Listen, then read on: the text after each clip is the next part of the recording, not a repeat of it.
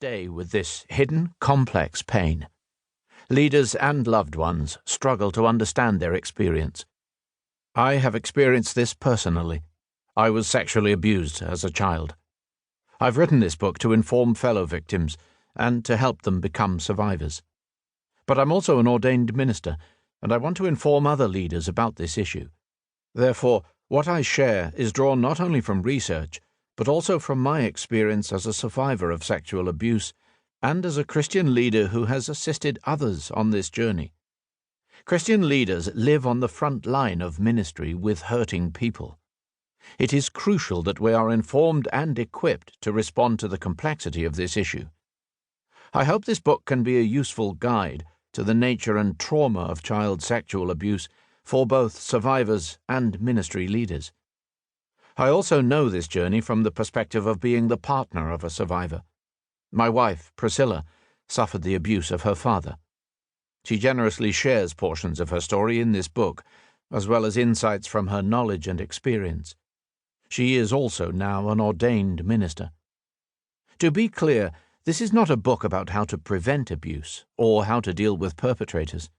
I write as a survivor and as a Christian leader, not as a psychologist or a therapist. It's a book geared for church and ministry leaders, to prepare them to support survivors of sexual abuse, and it also includes content specifically geared for survivors. It can be read by both kinds of readers. You will see that often I write as we throughout the book. By that I mean you and me, we the survivors, and we the Christian leaders. Those two perspectives, as well as careful research, have informed the insights that follow. Defining sexual abuse.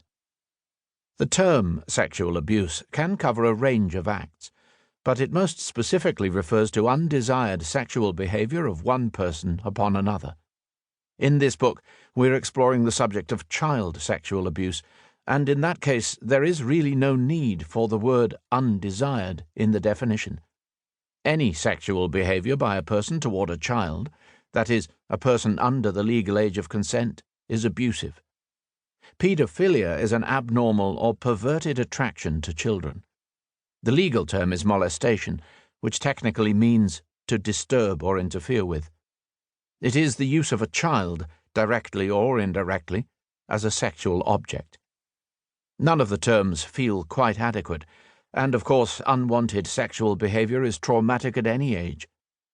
So while this book focuses specifically on child sexual abuse, many of the principles in these pages may apply to a variety of sexual assaults. But let me be clear. If you have experienced abuse, I can't pretend to completely know you. People respond to abuse and trauma in different ways. You may resonate with some things in this book and not others. That's okay. I know my experience, and I know it was hell. I also know something of Priscilla's experience from the perspective of our close relationship. On the occasions when I have shared my insight with others, they have resonated with it. But I don't want to pretend to know yours.